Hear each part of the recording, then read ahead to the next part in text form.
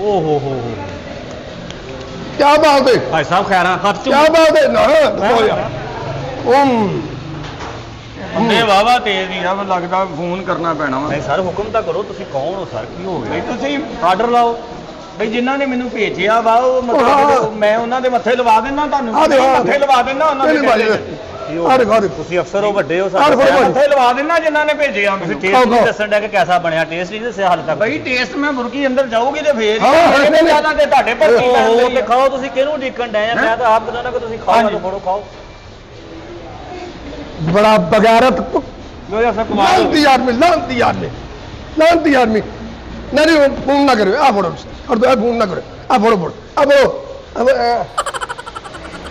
लो हुन दसो नमक सही आ समझ लो ਜਨਾਬ ਤੁਸੀਂ ਕਿਉਂ ਖਾ ਰਹੇ ਜੇ ਤੁਸੀਂ समझ लो ਤੁਸੀਂ ਆਪਣਾ ਕੋਈ ਨੁਕਸਾਨ ਕਰਾ ਦੇਣਾ ਮਾਫੀ ਚਾਹੁੰਦਾ ਮੈਂ ਫਿਰ ਉਹਦਾ ਜ਼ਿੰਮੇਦਾਰ ਨਹੀਂ समझ लो खा रहे हो समझ लो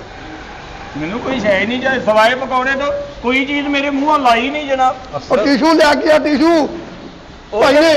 इन्ना खाना खा लिया टिशू तो लिया भाई ने ओए होए लो भाई डर इधर रख लो जी मुंह साफ कर लो क्या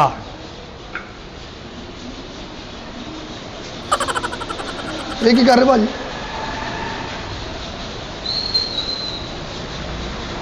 एक भाई ਅਸਲ ਦੇ ਵਿੱਚ ਇਹ ਜ਼ਰੂਰੀ ਆ ਭਾਈ ਇਹ ਜ਼ਰੂਰੀ ਆ ਕੰਮ ਸਾਰਾ ये की कर रहे हो भाजी ਇਹ ਜਿਨ੍ਹਾਂ ਨੇ ਖਾਦਾ ਉਹਨਾਂ ਦਾ ਸਾਫ਼ ਕਰਾ ਰਿਹਾ ਭਾਈ ਉਹ ਨਹੀਂ ਭਾਈ ਤੁਸੀਂ ਵੀ ਦਿਖਾਓ ਨਾ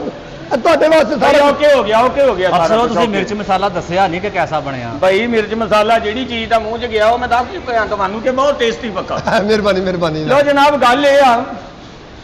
ਤੁਸੀਂ ਬਿਹਤਰੀਨ ਲੋਕ ਜੀ ਮਿਹਰਬਾਨੀ ਜਨਾਬ ਤੇ ਐਦਾਂ ਦੀ ਲੋਕਾਂ ਦੀ ਦੁਨੀਆ ਦੇ ਵਿੱਚ ਜਗ੍ਹਾ ਵਾ ਇਹ ਤੇ ਗੱਲ ਐਦਾਂ ਹੈ ਦੇ ਲੋਕ ਚਾਹੀਦੇ ਨੇ ਇਹ ਤੇ ਹੈ